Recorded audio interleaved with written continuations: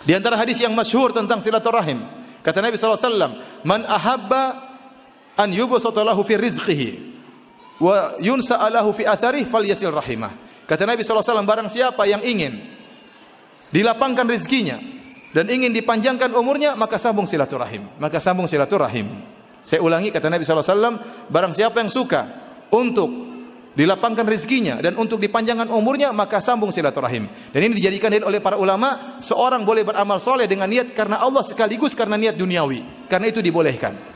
Misalnya ada orang miskin, waduh saya ingin kaya, saya ingin bersilaturahim. Kenapa? Karena Nabi menjanjikan, barang siapa yang menyambung silaturahim, rezekinya dilapangkan oleh Allah Subhanahu wa taala. Apakah ini boleh? Ini boleh, dan ini bukan syirik.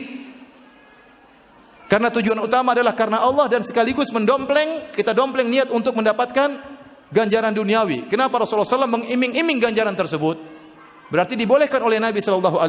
Ini tidak mengapa. Sama seperti Rasulullah SAW mengatakan, "Dawu mardakum bisadaqah." Sembuhkanlah orang-orang sakit di antara kalian dengan bersedekah.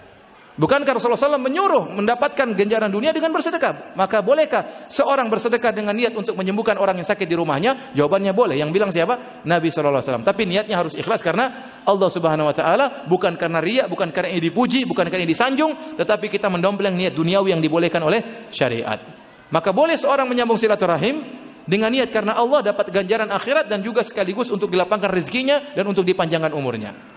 Untuk hadis ini secara umum ada dua tafsiran kuat di kalangan para ulama. Tafsiran pertama, kata sebagian ulama, yang dimaksud dengan dilapangkan rezekinya, artinya rezekinya tidak bertambah, tetap saja. Percuma dong Ustaz, kalau gitu apa faedah hadis? Maksudnya diberkahi oleh Allah Subhanahu wa taala. Meskipun sekarang dia memutuskan silaturahim, gajinya di kantor 5 juta. Dia pengen naik gaji. Maka dia nyambung silaturahim. Ternyata gajinya juga tidak naik, ya memang belum waktunya naik gaji, tetap saja gajinya berapa? 5 juta. Dia bilang, "Ustaz gimana Ustaz?" Katanya kalau nyambung silaturahmi harta bertambah. Kok gaji tidak berubah tetap 5 juta? Kita bilang gaji tidak berubah tapi berkah. 5 juta tersebut bisa buat anak istri, ya. Kemudian bisa keperluan, bahkan bisa bersedekah, bisa berbakti kepada orang tua meskipun uangnya pas, anak-anak sehat, istri sehat.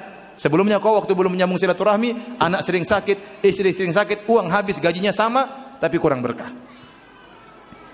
Kemudian umur, kalau bersilaturahmi, umur tidak bertambah, tetap saja karena takdir tidak bisa berubah. Tetapi berkah. Umur yang sedikit tersebut, waktunya berkah. Ada waktu untuk baca Quran, ada waktu untuk ziarah kepada teman-teman yang jauh, untuk menyambung tali ukhuwah, ada waktu untuk menyambung silaturahim, ada waktu untuk salat malam, ada waktu untuk pengajian, berkah umurnya. Padahal umurnya tidak berubah. Ini pendapat pertama, dan pendapat ini saya kurang setuju. Saya lebih setuju pada pendapat kedua. Pendapat kedua bahwasanya benar-benar ditambah.